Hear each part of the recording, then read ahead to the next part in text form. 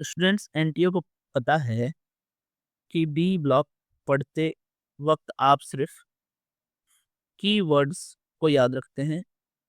इस सवाल को देखिए, आपने ऑक्सलेट देखा, आपने परमानेंट देखा और आपने बिना सोचे इक्वेशन को दिमाग में टिक कर दिया। उन्होंने जानबूझकर वहाँ ऑक्सीडाइजेस की जगह पर रिड्यूसेस लिखा ताकि ओवर कॉन्फिडेंट होकर आपके -1 मार्क्स आ जाएं।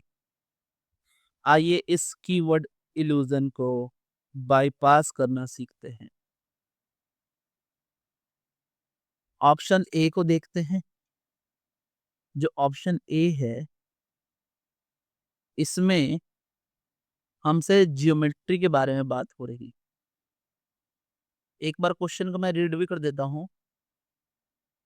Consider the following statement about magnet and per magnet ion. Identify the correct statements. The statement 1 is the geometry of both magnet and permanent ion is tetrahedral. Statement B is the oxidation state of Mn in magnet and permanent are +7 and +6 respectively. Oxidation of Mn +2 salt by peroxodisulfuric sulfate gives magnet ion as the final product. Magnet ion actually statement D, magnet ion is permagnetic and permanent ion is diamagnetic. E statement is acidified permanent ion reduces oxalate, nitrate and iodide ions. Choose the correct from the options. हाँ, so पहला जो statement है वो कह रहा है geometry के बारे में, तो मैं यहाँ बना ही देता हूँ ज्योमेट्री। अगर आप देखें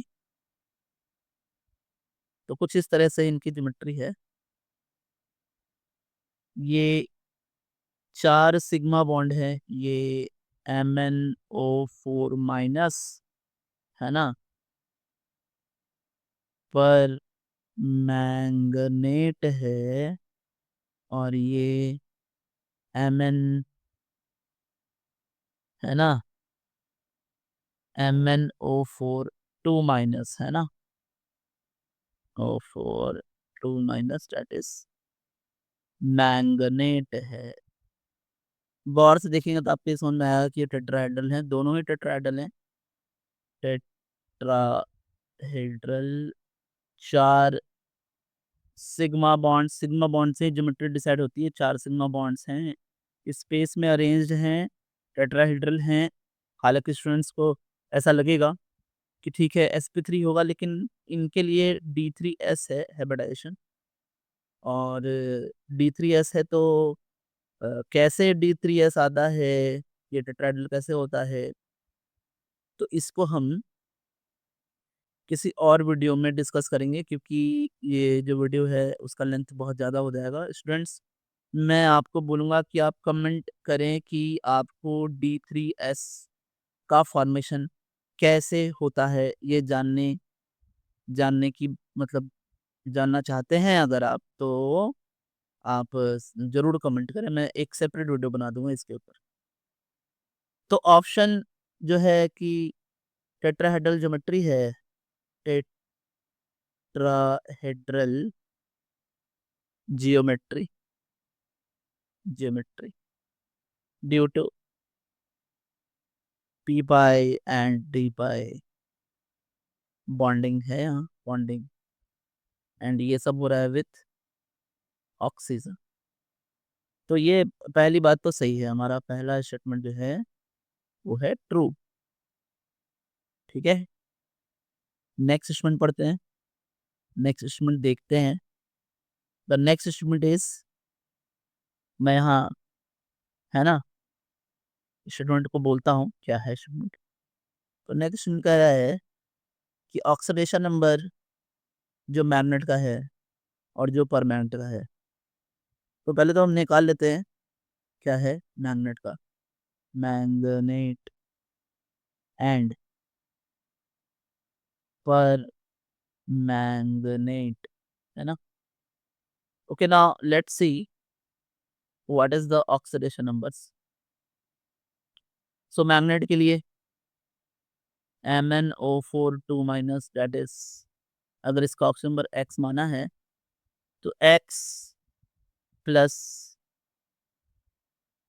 4 ऑक्सीजन है, उनका ऑक्सीजन -2 है, is equals to -2, then x is equals to आ जाएगा +6। उस तरह यहाँ निकालें MnO4 माइनस, तो x अगर मान लिया इसको तो x plus 4 into -2 is equals to -1, so x is equals to +7। अब देखिए जो हमारा स्टेटमेंट है, वो स्टेटमेंट कह रहा है कि मैग्नेट के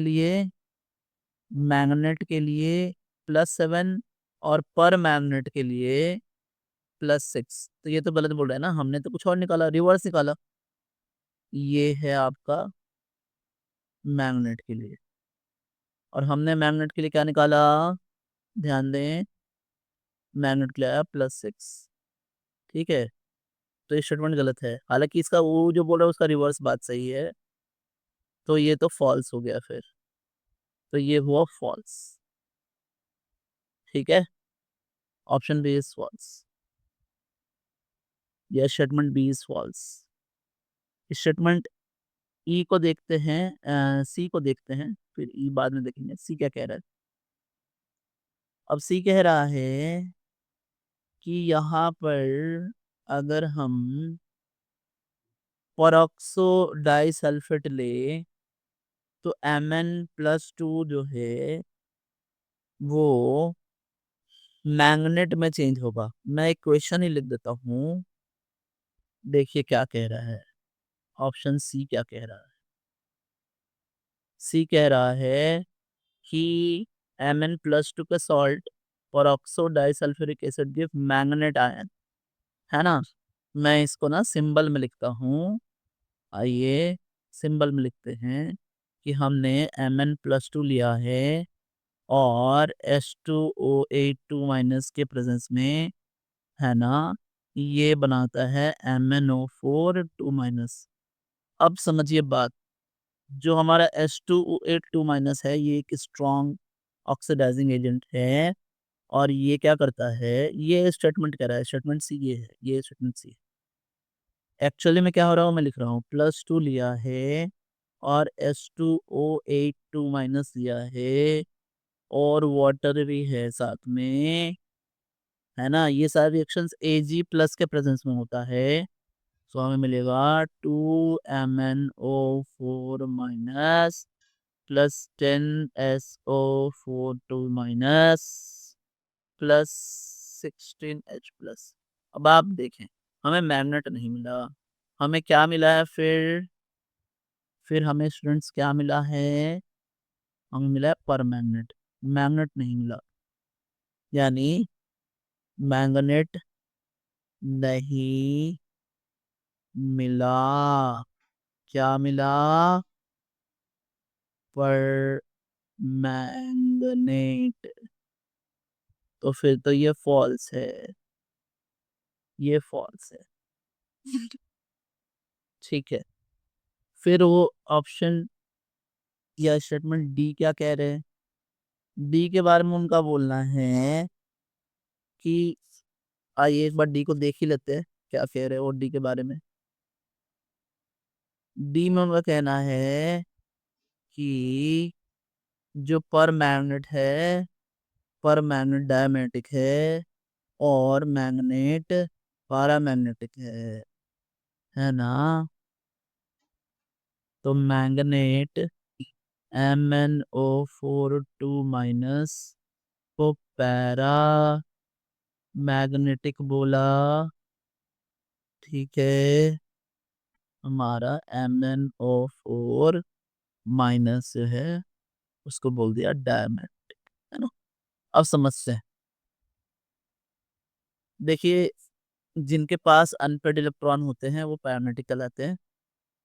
अनपेड इलेक्ट्रॉन है तो अगर मैं लिख देता हूँ अनपेयर्ड इलेक्ट्रॉन, और अगर पेयर्ड इलेक्ट्रॉन हो तो वो डायमेंटिक होते हैं ना। पेयर्ड हो तो इलेक्ट्रॉन, सारे इलेक्ट्रॉन पेयर्ड होने चाहिए, एक भी अनपेयर्ड नहीं होना चाहिए, पेयर्ड इलेक्ट्रॉन। तो जब हम इसको ऑक्सीडेशन में निकालते हैं तो हमें ये समझ में आता है कि ये Mn+6 है, जिससे इसका कन्फिग्रेशन 3d1 आता है, जिससे इसके पास एक अनपेड इलेक्ट्रॉन बचता है ना। तो ये जो अनपेड इलेक्ट्रॉन है ये इसको पैरामेग्नेटिक बनाता है, यानी ये बात तो सही है, अनपेड इलेक्ट्रॉन है ना। और फिर अगर हम यहाँ ऑक्सीडेशन में निकाले, हमने ऑलरेडी ऑक्सीडेशन नंबर तो निकाला ही है इसका, ये Mn+7 है, तो ये 3d0 हो गया, बाकी के इलेक्ट्रॉन्स पेयर्ड हैं, सारे इलेक्ट्रॉन पेयर्ड हैं। तो फिर जब 3d0 हो गया तो फिर ये डायमेग्नेटिक भी है, सही है, ये डाय मैग्नेटिक है, सही बात है। ओके, सही है। तो यानी हमारा जो ऑप्शन है, जो ऑप्शन हमारा डी है ना, जो हमारा ऑप्शन डी है वो सही है, ऑप्शन डी हमारा ट्रू है। ठीक है ना। आगे की बात करते हैं, नेक्स्ट ऑप्शन क्या कह रहा है, और यही पे हमारा है ना ये बात सुनने आएगी कि पर मैग्नेट जो है, पर मैंगनेट रिड्यूसेस किसको किसको, तो वो रिड्यूस करता है ऑक्सैलेट को, है ना, नाइट्राइट को, और आयोडाइड को। अब समझिए, KMnO4 जो है ना वो रिड्यूसिंग एजेंट नहीं है, वो ऑक्सीडाइजिंग एजेंट है। हाँ जी। अब ये ऑक्सीडाइजिंग एजेंट किसी को ऑक्सीडाइज कराता है ना, खुद itself what itself reduces. Okay, itself reduces and oxidises others. Oxidising agent का ये बात है।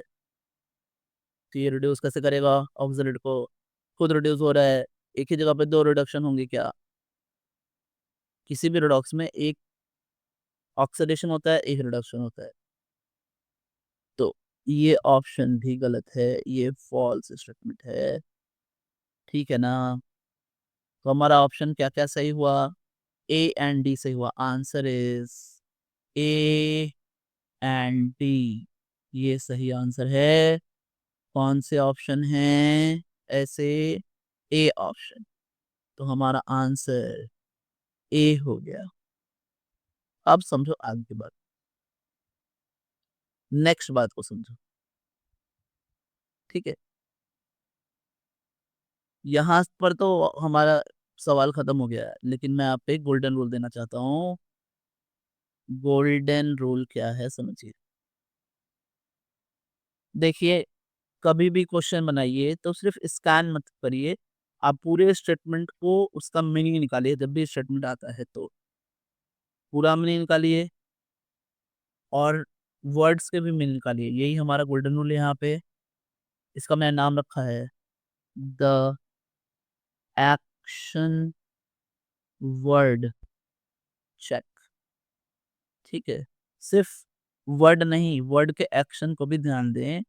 जहां ये कह रहा है never just scan for chemical names in our statement.